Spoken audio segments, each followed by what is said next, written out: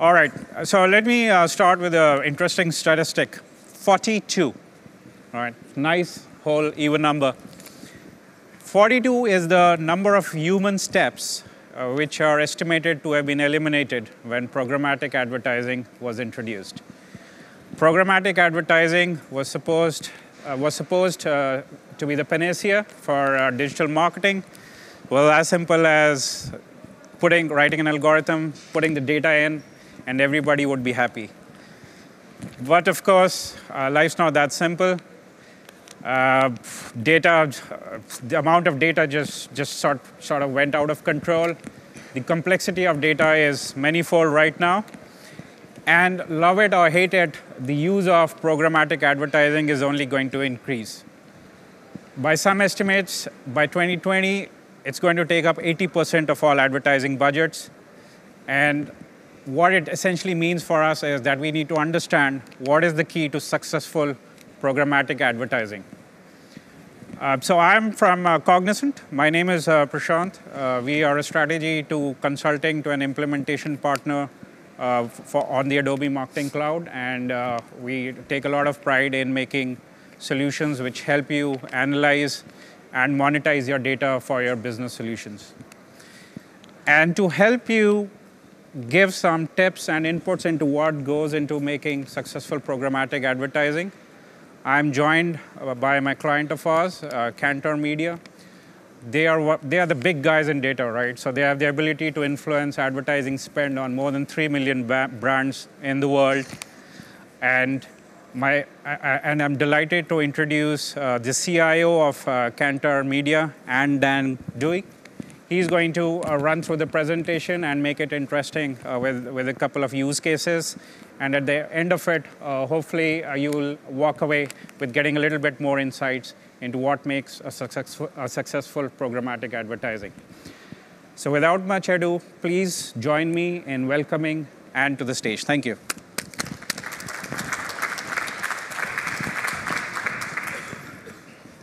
Thank you, Prashant. That was very good of you. As Prashant mentioned, I'm An DANG DUY. I'm the geek-in-chief for Kantar Media. That means that I'm managing something like 500 people in 20 locations, specializing in mining media data. So I'm very pleased today and very excited. I know that it's very tough for you. I'm standing between you and the drinks. It's almost 1 o'clock. So thank you again to be here. It's going to be a pleasure for me to give you today some top tips, some top principles to keep you on the right track of being successful when building your programmatic strategy. So thank you again for your attendance. The good news during those next 30 minutes is we are going to step away from the tools. The bad news is there are some bits which are going to be a bit data scientist oriented, so you have to hold on a bit. And we don't have any video to keep you awake, so it's just Prashant and myself.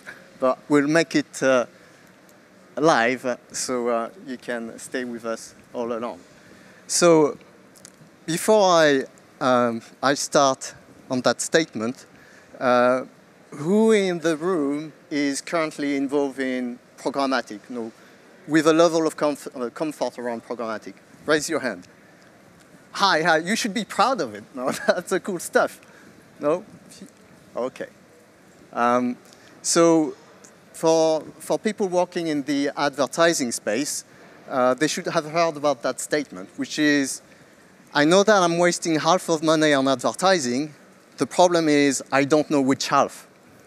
That's something people are mentioning that it's coming from either John Wanamaker, Jesse Pinney, or Henry Ford. They are all great people, by the way, so it doesn't matter who said that in the first place. But there was something which was the painful truth for many years in the advertising space. And if you are here today, actually you are all interested in programmatic. And no, the paradigm, which is, no, it's still, I think it's still very high on the fashionable things to work on, and it's certainly very complicated.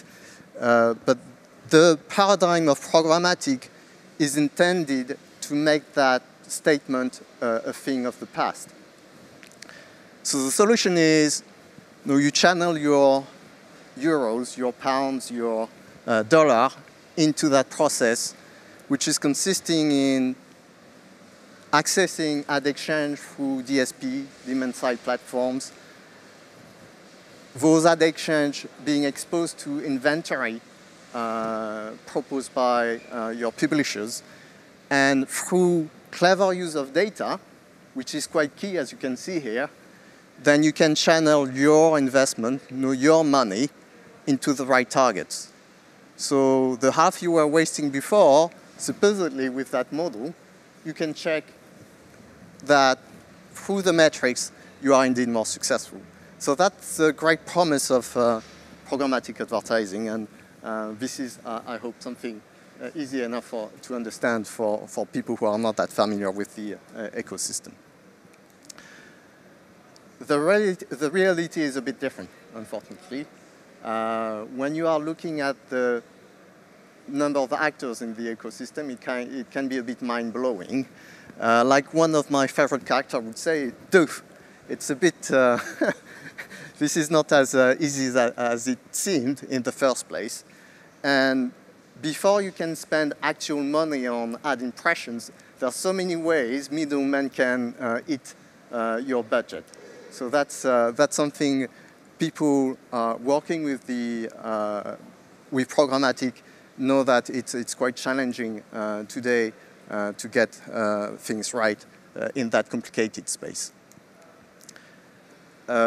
Pyramid. Usually when you see a triangle or a pyramid, it means that we are going to talk about strategy. So let's remind us some of the key principles we need to have in mind in terms of strategy. Programmatic is not as simple as a soda machine. You just put a coin and you get something out of it without thinking too much about it. No, it's about tech, but it's also about people and processes.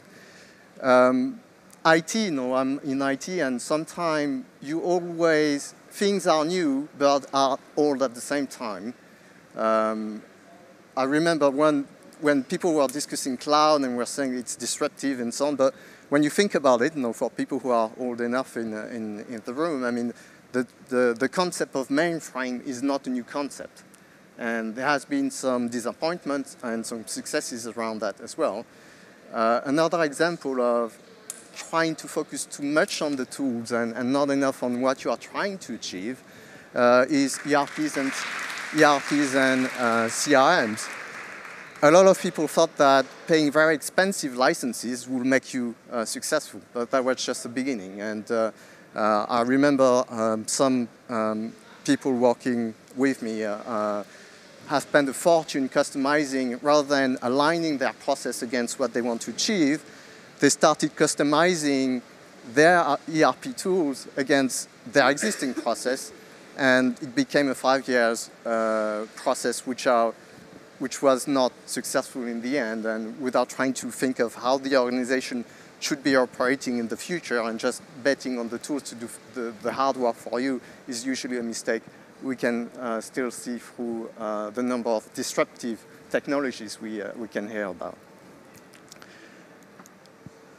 So today there are key questions I would like you to wonder, and back at the office later this week, on Monday, you can ask yourself, did I ask myself the right questions when I'm building my programmatic strategy? So we are going to try to summarize those, in particular when there's data modeling involved, but data is everywhere.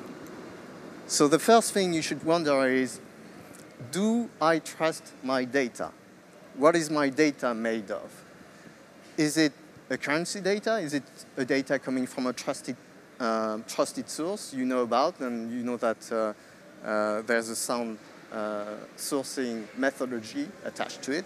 Or is it just a a label a label on a segment you bought, and you don't really know. You know that there are that segment, for example, that data segment is related to people who are supposed to be interested in one particular product.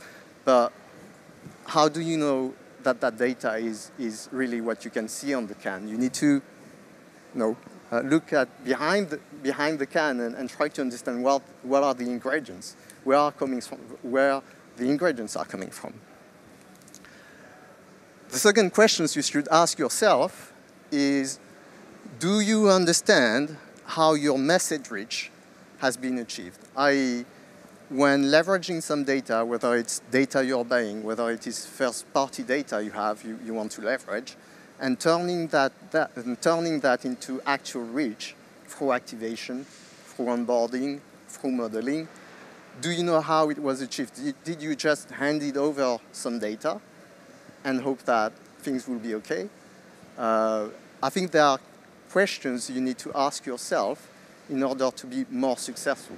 And you might be in a situation where actually you are doing better than before, but sometimes better is not enough, and you want to be the best at what you are doing. The third questions you can ask yourself is, how did you check that you were indeed successful? You have applied some method, some approach. You've checked the data you are going to leverage. You ask a number of questions. But have you been really successful? So you need to understand how you are going to be able to test that. So benchmarking is quite important.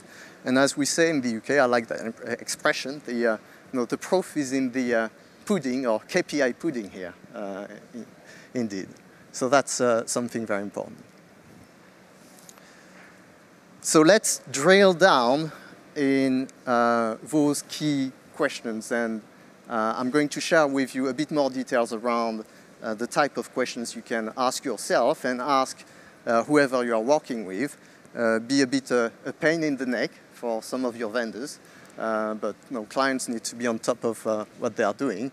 So what are the key questions you can ask yourself regarding your data sourcing? So the type of data you can use can be quite different. It can be segment data which are predefined and you are buying from DSPs, SSPs. That can be ad hoc segments. You are building, leveraging some first-party data. There's so much data sitting around either with you or in the ecosystem. So there's different way of to meet your goal, and then different set of data you can leverage in your programmatic strategy. When you are buying data, ask questions. Today people are very much into the when we are buying vegetables nowadays or fruits, we want to know where it's coming from. We want to know how that was farmed. We want to ensure that it has the vitamins we are hoping for. It's the same thing for data. There are so much data available, and sometimes when you're accessing, when you read data catalogs, everything looks the same. So you need to wonder, how that data was collected in the first place. And not all data is equal, as we can understand. Like there is good doctors and bad doctors. The data needs to have been calibrated. The data may be a result of fusion. You need to understand that. And you need to challenge how it was done as well. Something which is coming back very often is the choice between going for a probabilistic source of data, which is basically you are guessing some of the what it means really for your benefit, and weighting that versus sources of data which are deterministic, which means that you are quite confident that the data is trusted because there is no guess behind it. And in particular, for very complicated data segments, sometimes you have the choice, and the probabilistic can be a good choice depending on what you are looking for. Sometimes for very complicated data segments you want to create, there's no way you can do that only based on assumptions. So that's quite important. I think to illustrate that, for example, when I came today, a few minutes ago, I asked you, whether you were familiar with programmatic, whether you were involved with programmatic. Only some of you raised the hand, but I could have made the assumption, because you are all in the programmatic track, that actually you're all specialists. But the assumption was wrong. It's only by asking individuals what they are in for, not because there were free seats today, that they were really interested in hearing the presentation today, but you can really understand whether the seed data you are looking at is real quality and is not made on assumptions. Another example to illustrate the importance of your understanding of data sourcing is what happened. Actually, it's I thought about it when I came earlier this week, and there was a group of data scientists who wanted to understand who is going to be the next president in France. I think it was high in the list of, it was a top news, and I think a lot of people wanted to understand what will happen, because there was a lot of uncertainty in France about who is going to be the next president. So a group of data scientists joined, and they tried to predict from big data what is going to be the outcome. And they predicted that Mr. Fillon will be winning the election. And we all know now that that wasn't the case. Does it mean that big data is crap? Does it mean that data science is crap? I think that when you are looking at this particular example, actually, if you were asking those questions to the people who made up those models, you would learn that actually they made quite a lot of assumptions. They used social media data for to influence some of their model. They used some of the guess in terms of whether it is positive or negative.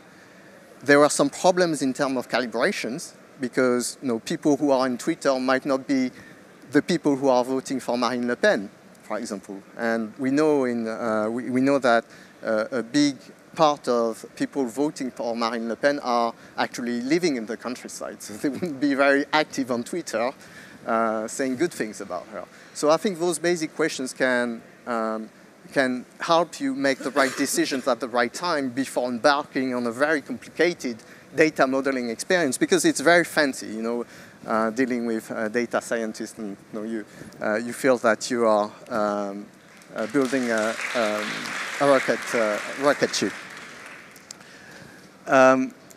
So let's move to the data modeling thing. When you are building a reach to get your audience, in many cases now, we have data scientists working on that. And a lot of people I'm speaking to, when I ask them questions about what they are really doing around data science, well, they are a bit clueless. In many cases, they think that, because they feel a bit, they don't feel that comfortable around that. They feel that if they are asking questions, sometimes they will feel like a chicken looking at a pair of scissors, and they don't want to look stupid. But you don't have to be a data scientist to ask the right questions. And I'm going to give you here some top tips, again, to be a pain in the neck with whoever is working on those things. And there are very basic things everyone can understand, we can challenge to a large extent. Something the type of questions you can ask to a data scientist without him starting to say, oh, I used a gradient boost model with a learning rate of 0.1 a max estimator of 1,000. No, you need to keep discussions at a very high level. And the type of things you can ask are,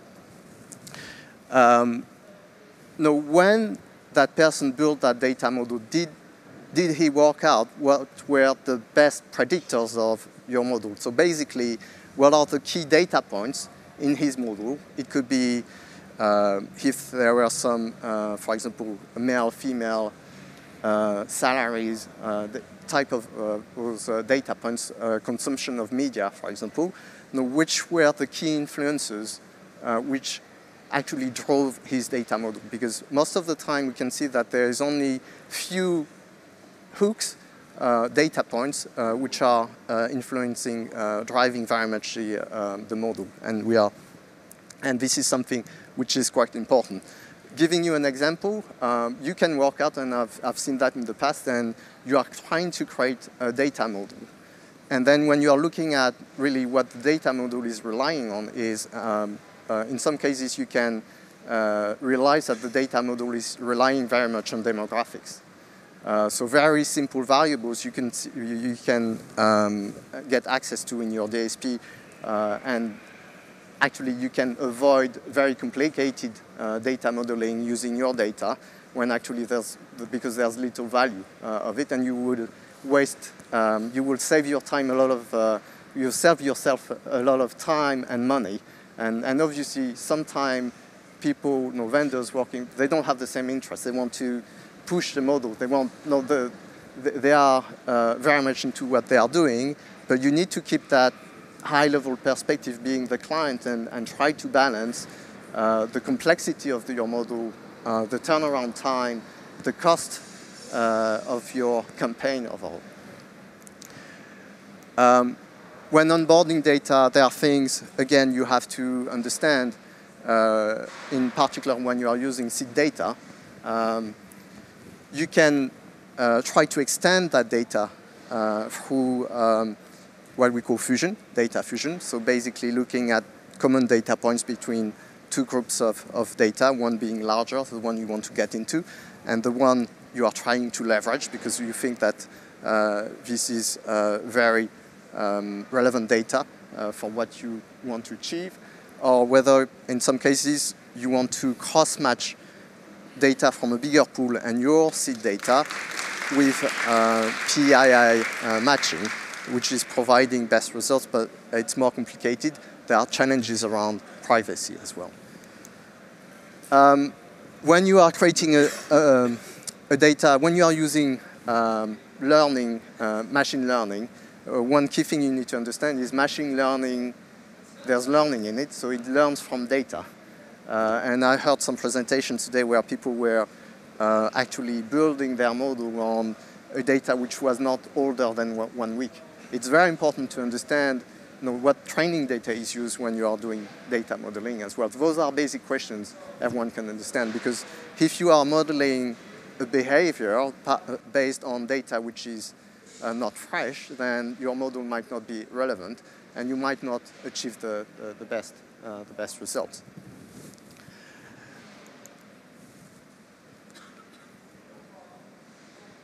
I think as a general statement to end that slide, there's no one-size-fits-all strategy when it comes to data modeling.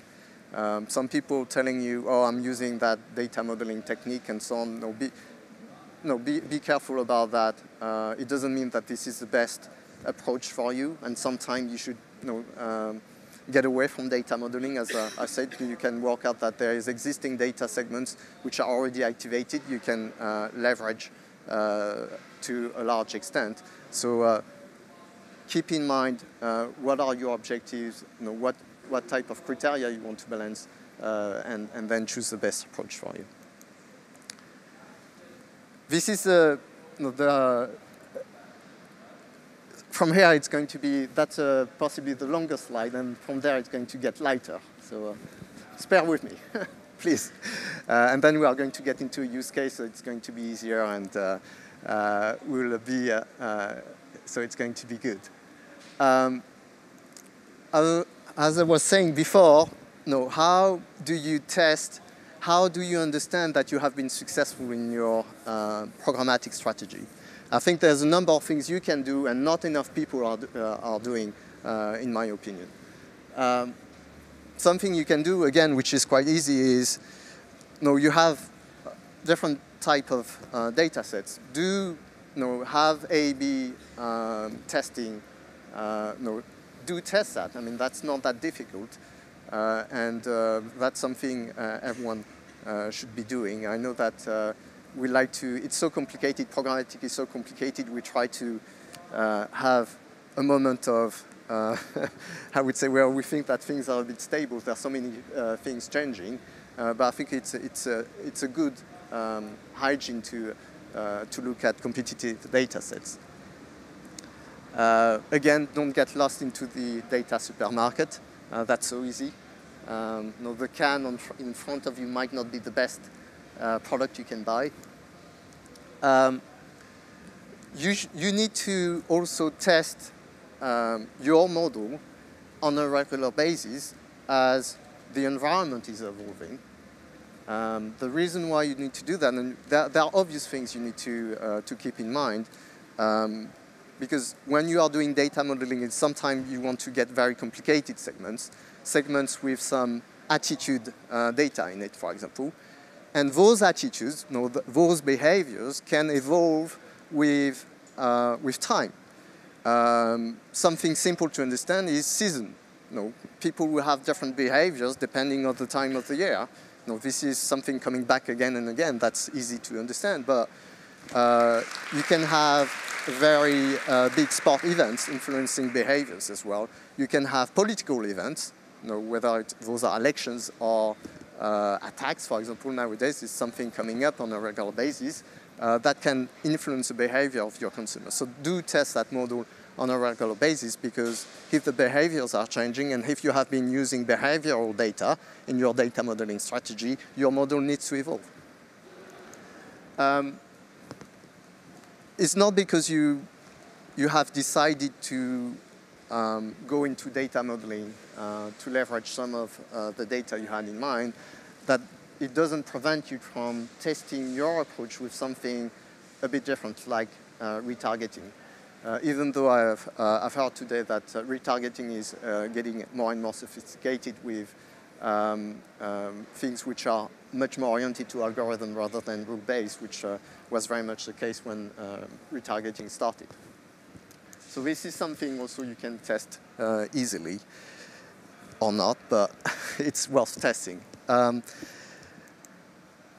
When you are dealing with data scientists, and some companies are specialized in data modeling, again, there's a number of them, usually very small shops in some cases. Again, you can use two different data modeling approaches, and it's so easy today to look at key KPIs like click-through rates and things like that, which will help you judge the quality of a model. So that's something also you can look at. Something a bit more complex, but I'm not sure whether this is so complex, but it's something, again, without being a data scientist, something which is just using your logic, is you can, if you are leveraging seed data, and for example, you are looking at, you have two segments which are using the same attributes.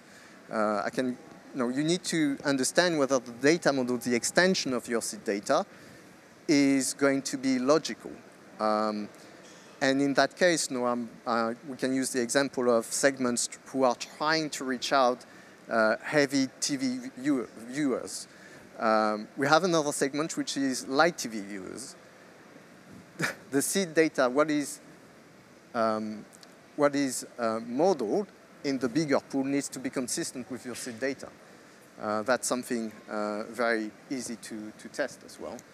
Something also which is using your logic rather than math is relative size. If you have a size, if you have relative size in your seed data, this should translate when you are doing data modeling. That's something also which is quite easy to understand. And again, you don't need to be a data scientist to ask those type of questions. Those are logics. Don't be fooled by a lot of acronyms you are not used to. Just come back to the basics and, again, ask the right questions. So that was the hardest one. But thank you for holding until there. From here, it's going to be use case is going to be much easier. Okay, let's put that in action. And this is one particular use case. It's the principles I have expressed today can be applied to many use cases, but this use case might help you to translate the top tips I've just given you. So let's take a use case which I think is quite basic. So let's take someone who wants to sell cars. Car manufacturers are the biggest advertisers usually in the market. So let's say that Carlos Ghosn wants to sell cars and is coming to us and say, how can I be successful in selling my new cars? Let's make it a bit more complicated. Let's take the example of Elon Musk, which is a bit more complicated. So what Elon Musk wants to understand, obviously, you all know that Tesla cars are quite expensive. So you want to understand who can be interested in buying those expensive cars. And on top of that, if you are taking the case of Tesla, you want to understand whether those people who, when they are shopping are buying premium items, they are also green in their mind. So that's not easy to understand just from media consumption. For example, someone who went onto a site and say, okay, I'm making a guess, and I think that guy might buy a Tesla. That's not that easy, with only probabilistic data. And you need to understand premium choices. What does that mean? What is the attitude in the family? And does that couple like to splash their money and show their new car to their neighbors and so on? Those are things which are not easy to work out. And so how do I achieve that? So the key challenge here is most of the insight I would need is something basically I need to gather offline. I need to ask the questions. I need to reach out to the individuals, understand their behavior, understand what is their salary, how many children they have, how many pets they have, what are they in a country club, or what type of sports are they practicing, and those are things which are sometimes not possible to understand from only with online data. So the challenge is going to be, how do I bridge a gap between online data? You need to eventually get there because you want to reach out to those people on the web, and how do I leverage some offline data to make sure that I do reach the right people. So the solution is, obviously, leveraging segments. I kind of signal that, made from high quality reference seed data and IT data through a high quality offline and online data.